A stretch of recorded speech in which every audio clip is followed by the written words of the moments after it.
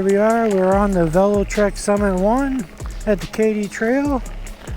I would have really liked to test the cadence sensor out here, but the firmware didn't update. To give some context here, Velotric was supposed to have an update for this bike to give it the capability of either being a cadence sensor or a torque sensor. So I went through and tried to update the firmware on this bike and test out the cadence versus torque sensor, but I didn't have the update until today. It looks like I got the new version that says added sensor switch to toggle between torque and cadence sensor.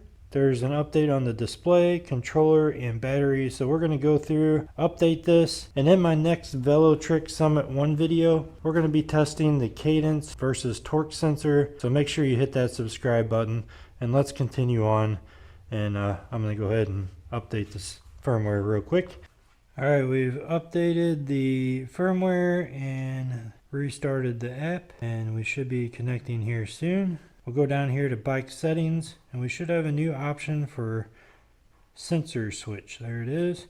So now we can change from torque to cadence with a push of a button. Now you can only enable torque or cadence in the app, so you can only change it there. There's no dedicated button to switch it yet. Maybe one day they can have it to where you can double press the power button or something to switch from torque and cadence, and maybe push an update to the screen so it has that option on there. I don't know how their software works exactly, but we now have the option torque and cadence. Once it stops raining, we'll go out and test this and see how this works, so stay tuned for that video.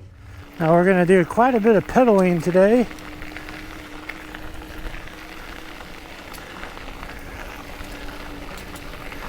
Try to stay in that 20 mile per hour range though. Now I would like to take this bike on a mountain bike trail,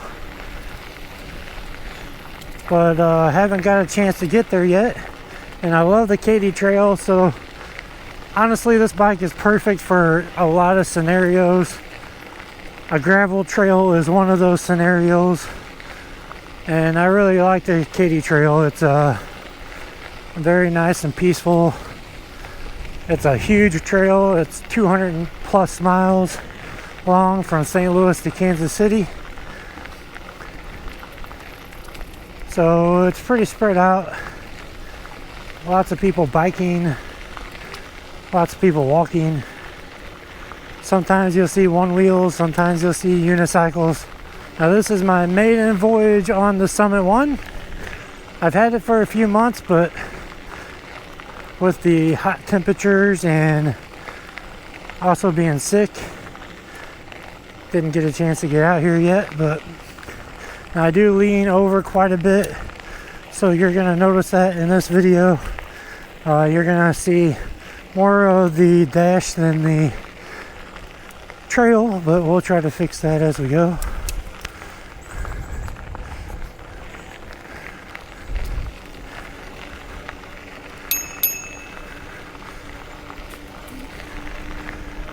Now if you're using this bike for a trail bike, it's excellent. You get a lot of exercise. With the torque sensor, you can kind of just give it the amount of power you want to give it and get a lot of exercise that way. Now it is a hardtail because it is an e-mountain bike, classified as an e-mountain bike, so it doesn't have any suspension in the back. If you were going to use this for more than just a e-mountain bike, I would highly suggest getting a suspension seat post.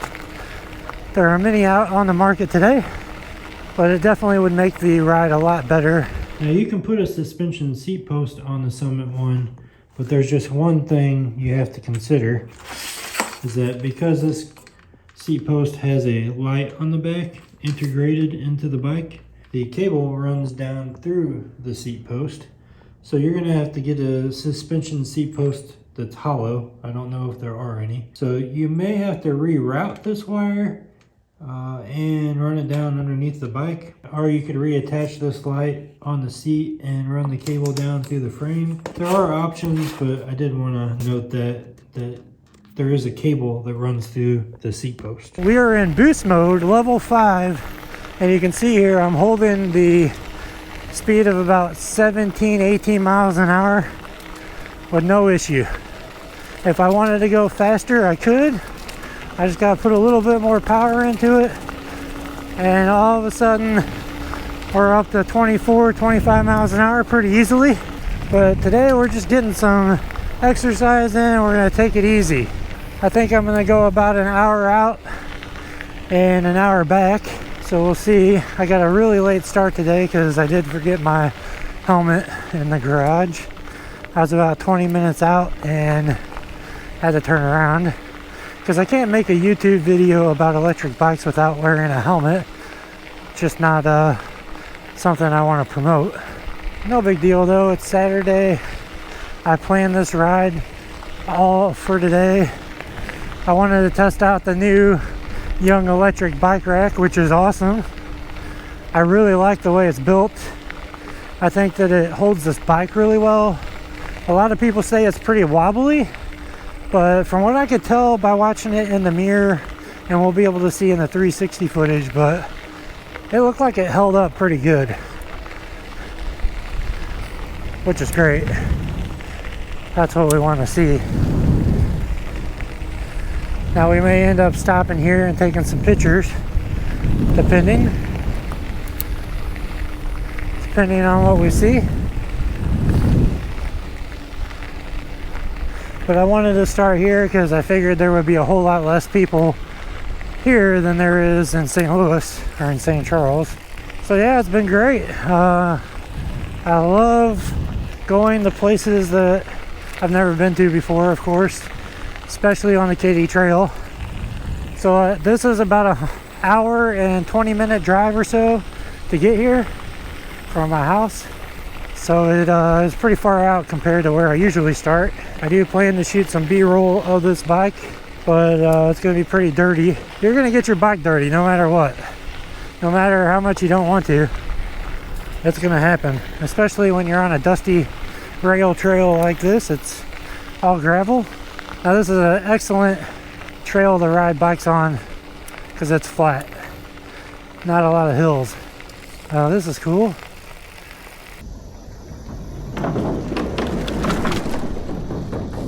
Now we started at 4 o'clock, so at 5 o'clock I want to turn around.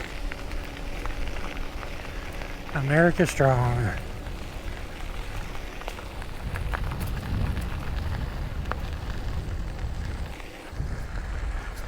KT Caboose. Wonder what that is. The other thing that I really like about this bike is that it's super quiet. You can't hear the motor at all. The only thing you really hear is the tires, and they're not loud on this kind of trail, and they're not very loud on the street either, which is surprising because they're pretty knobby. I actually really like them. They're kind of a hybrid tire, mainly for off-road, but you could ride other terrain with these no problem.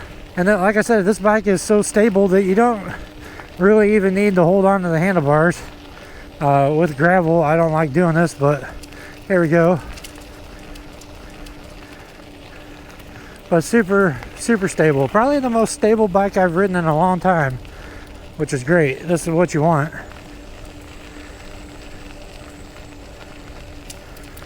So that's cool. All the Velotric bikes I reviewed this year are excellent. This one included. I don't know which one's my favorite. They're all different. They all have different purposes. This is one though that I truly think would be great for all around e-biking. Okay, now we're gonna try to hit the top speed here now that our GPS is working. There's so much resistance on this bike.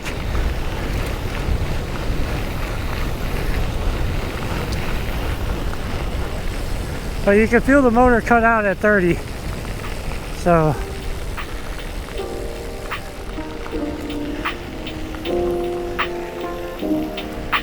that's our top speed there.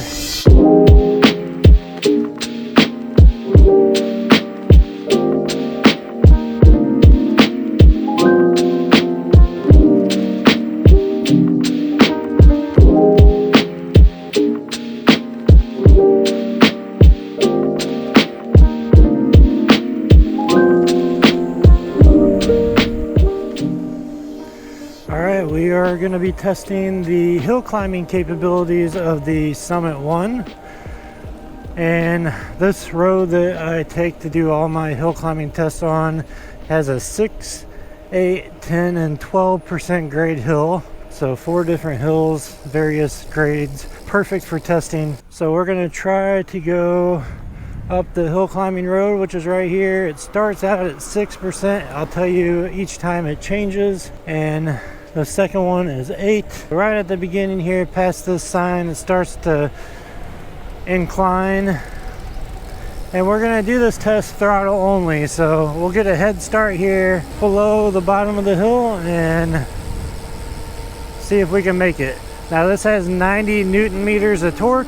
Right up here next to the school bus sign is where the 6% grade hill is. So we're hitting that at 17 miles an hour. It did pretty good. Our next hill is 8%. It's right up here next to a new subdivision. All right, here is the 8% grade. We're hitting that one at 12 miles an hour. Okay, we're gonna start our climb on the 10% grade hill.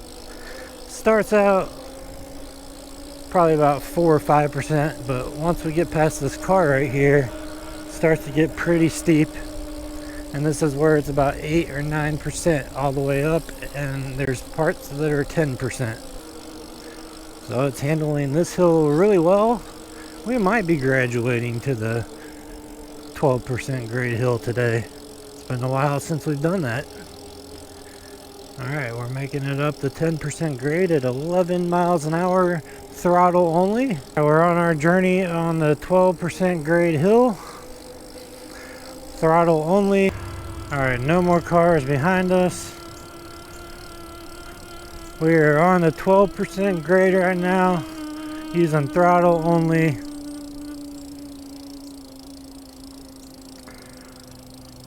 And if we get down to 5 miles per hour, I'm going to start helping it. Alright, well that one we had to help the bike up the hill. It did not make it throttle only.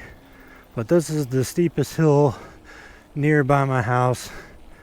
It is 12%, so not many bikes can graduate past this.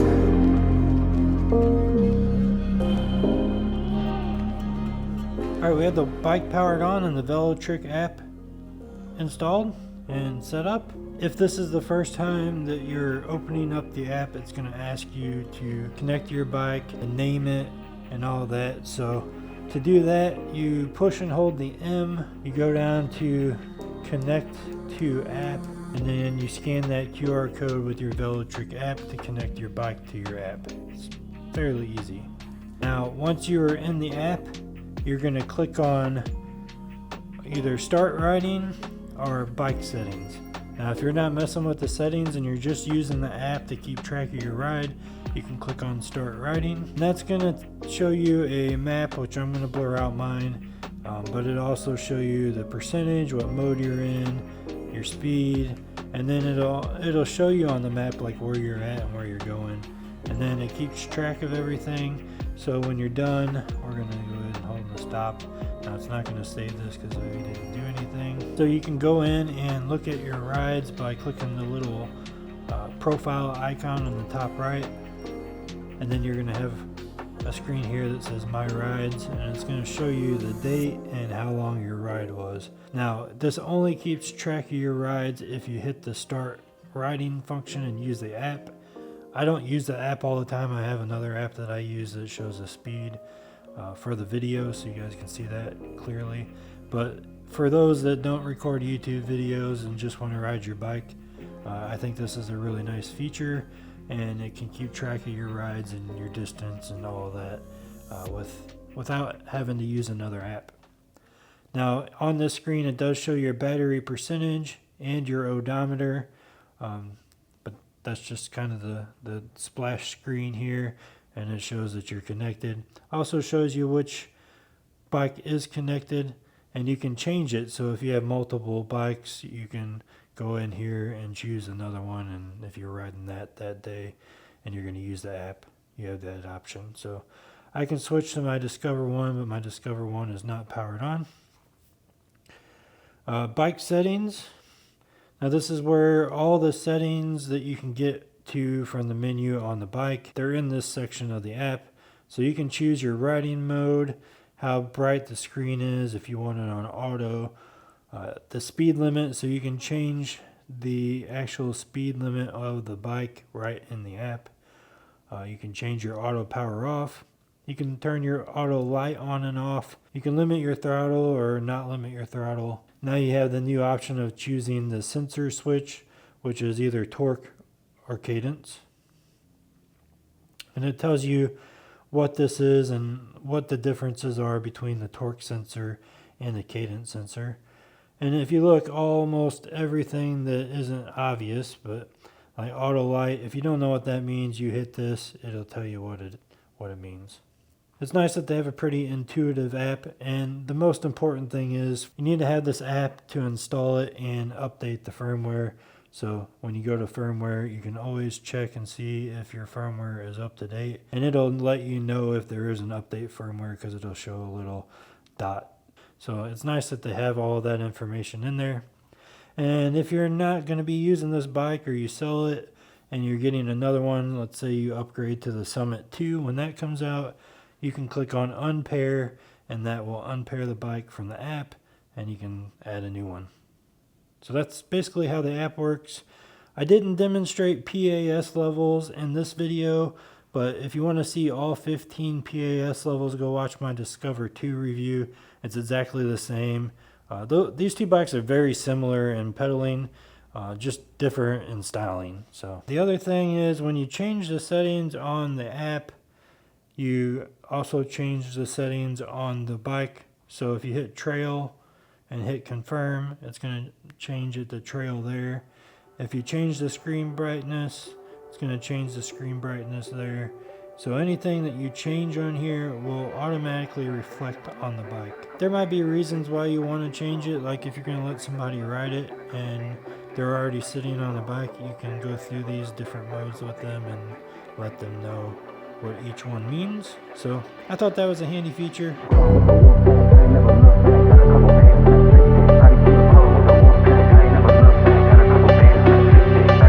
Now there's no denying that the Velotric e-bikes have such a cool look. They're all really unique. Their paint jobs are awesome, and they have a lot of features, and you really get a premium product when you're shopping for Velotric e-bikes. Now they have a lot of different models to choose from, and you can choose one of those models on their website if you are interested. There will be a link at the top of the description. So one of the first things that I noticed right off the bat when I got this bike was just how smooth the whole experience is riding. Now it has a lot of features. You got Apple Find My. You now have the ability to choose whether you want it to be a torque sensor or cadence sensor. Again, we'll be testing that in a future video. You got a really nice set of hydraulic suspension forks with 120 millimeters of travel. They work really good on the terrain that I was on. This bike is really not made for extreme mountain biking, even though it is an e-mountain bike. If you're going to be doing extreme mountain biking, these shocks are not going to do you very well. They work well in most scenarios. Definitely something that you could always upgrade in the future if you wanted to, but very well made for what you get and the price of this bike. Now the tires on the Velotric Summit 1 are really nice. They're more of an off-road type tread, but I've ridden this bike on the street quite a bit and it works very well. These tires work pretty good for all terrain, to be honest with you. If you are going to use this more on the street, there are a lot of options for upgraded tires for this size tire, 27.5. You always have an option of switching these out if you want to, and they're pretty thick, so they offer quite a bit of cushion just by themselves. I like the writing on the sidewall here, the little design they have, and it says Trail 30 right there. These are stickers. You can peel those off if you want to. Same with the front shocks here, those are stickers as well. Now the really cool thing about Velotric bikes is they also have really nice chargers. So the charge port is in a shape where you can't plug it in any other way, and it makes it really easy to just take the cord and plug it in. I like that. And then it has a cover here. So the battery is IPX7 water resistant, so you can literally take it and throw it in a body of water and you don't have to worry about it. So if you get caught in rain or a downpour or anything like that, you don't have to worry about messing up the bike. The rest of the bike is IPX6 water resistant, so pretty good water rating for this. And you can pretty much ride this in any scenario without any problem. I did take one of the Velotric batteries out into my pool and dunked it a few times. You can see that in the Velotric Fold 1 video if you're interested. I like the chainstay here and the sprocket. The cassette's really nice. So we got a 44 tooth chain ring up here in the front, and then it's got an 8-speed cassette right here. This bike is tuned really well for pedaling. Now you can ride this bike in boost mode 5, which is the highest level, and pedal this bike with tons of resistance at the higher speed. So this is probably the best pedaling experience out of all the Velotric bikes that I've tested, even better than the Discover 2, which is over here. This one also has an excellent pedaling experience, but Summit 1 might actually beat it just a little bit. Now you got a nice Shimano Altus derailleur right there and metal pedals. Over here you have 180 millimeter rotors and the Shimano hydraulic brakes. And then the 750 watt Velodrive motor, which is their own standard manufactured motor with a peak power of 1300 watts. The seat is very unique. I think it's a seat I can get used to. I just really gotta ride it more and see how much I like it. The first hour was good. The last hour was not. But I think we can improve the comfort by adding a suspension seat post, something like the Redshift shock stop, which we got on the Discover 2. Now they have a lot of bottle bosses here for storage. They make tool bags for this. They make locks that can integrate here, and then they have a third one up here for a water bottle. And I've got my Fid lock system here, so these are magnetized bottle holders, and you just twist to pull it off. This is not made by Velotric. This is another company. I love these bottles. I'm not sponsored by them or anything, but I will leave an affiliate link down in the description if you guys are interested in picking up one of these. They're great. They're expensive, but they're great. Makes it super easy to, when you're riding your bike, you just gotta basically place it here and it'll clip into place. I like them. Being this way, it does have a tendency to fall off the bike if you hit it, like on the side over here. So it might be better to actually put it down here. That's totally up to you, but yeah, I like that system a lot. And 180 millimeter rotors on the front as well with another hydraulic brake. So I like these grips that they put on here. They're a little bit different than the other two bikes that I've tested. Not a whole lot of gel, but like it's rubber, so a lot of grip there. Keep your hands firmly in place, and they are locking, so they are in place and they won't move at all while you're riding. Here's your Shimano hydraulic lever, your thumb throttle, which it's a little bit different than you see on a lot of other bikes. Most of the other bikes have like a little thumb throttle here that you push down on. This one is more like what you would see on a scooter. Over here on the right, you got your trigger shifter, 8-speed. You push this one in to go down gears, and you pull the other one back to go up. Another hydraulic lever, and then the bell that comes with it. I use the quad lock system for everything to hold my cell phone.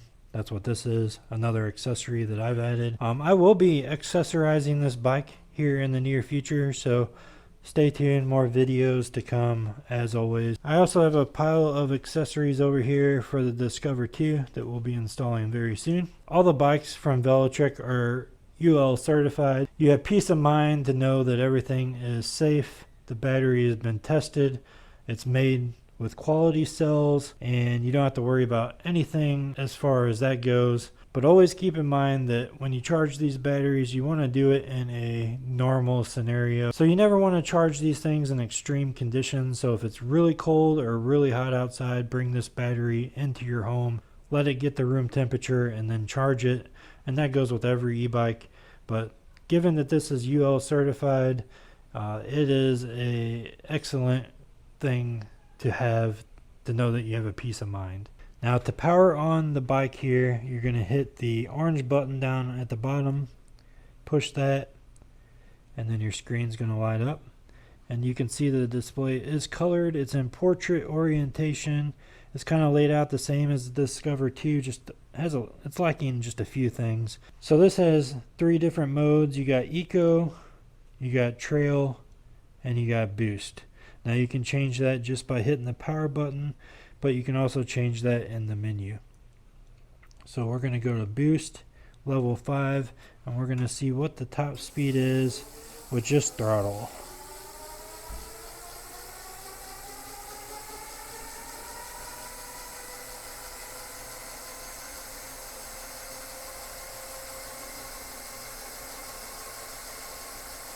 Looks like 31.3 on the speedometer.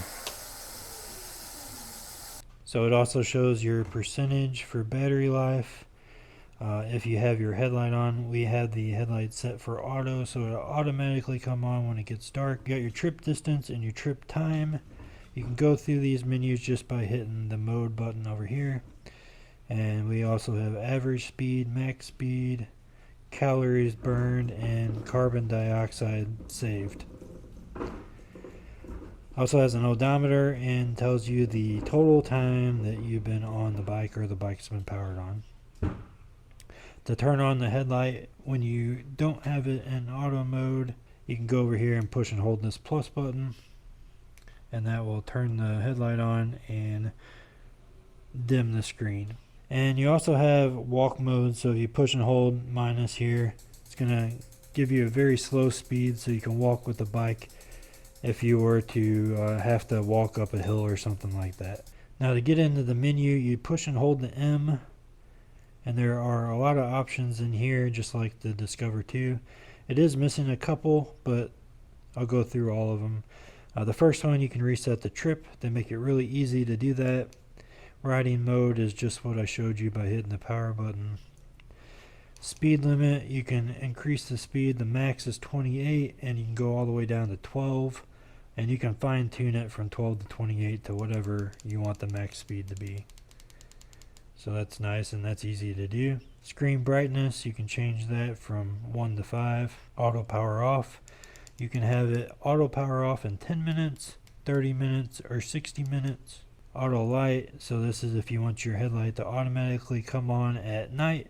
Throttle limited will mean that your throttle is limited to the PAS level, so it'll only reach a certain speed. If you have this turned off, it'll be max all the time. That's how I have it set. Rear light mode, so you can change the rear light to have 3 different settings. 3 is when you're riding, it's steady, and then when you brake, it's going to flash a little bit. 2, you can have the light flash the entire time you're riding, and then just get bright when it brakes. And then you can have it normal, which is steady, and then brake will be a little bit brighter. You can change it from miles to kilometers. You can connect to the app, which is very intuitive, and that's how you update the software, as well as change it from cadence to torque. Find My is how you set up Apple Find My. So you have to click on this to turn it on, and then if you want to restore factory settings, you can do that. Version info will tell you the version of the software, and that is the current version and the highest version that they have out right now. And that's the menu.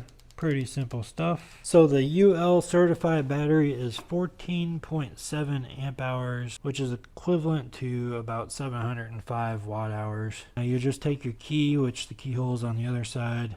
When you unlock it, it'll drop down a little bit, and then it has a little release here. So you grab the battery like this, push this down and then you can pull it out with one hand. It's pretty easy. I like their battery mechanism. It really ensures that it's not going to fall off when you're on rough terrain, and I really like to see that. And that's the Summit 1. If you guys have any questions, please leave them down in the comments. If you want to see more videos about this, make sure you hit the subscribe, because I'm going to be making more content about the Summit 1 in a future video. So let me know what you guys think. Make sure you hit that like button down below. That really does help out the channel. And I'll see you guys in the next video. Thanks for watching.